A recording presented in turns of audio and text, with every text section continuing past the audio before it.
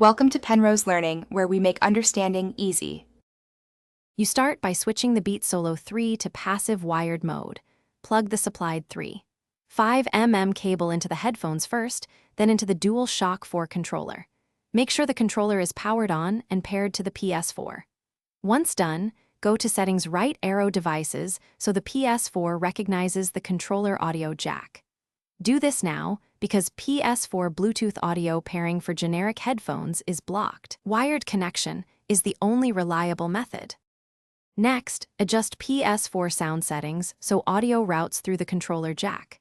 Navigate to Settings right arrow Devices, right arrow Audio Devices.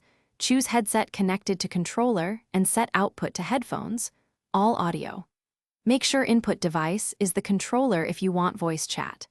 Then press the PS button and use Quick Menu to raise headset volume and toggle mic mute. These steps ensure both game sound and chat pass through the wired Beats connection and prevent audio from defaulting to. Finally, test audio by playing a game clip and joining a voice chat to confirm both output and microphone. If you hear nothing, unplug and reseat the 3.5 mm cable, restart the controller, and verify Ps4 settings again. Make sure the Beats cable is not a charge-only cable. Use the supplied audio cable.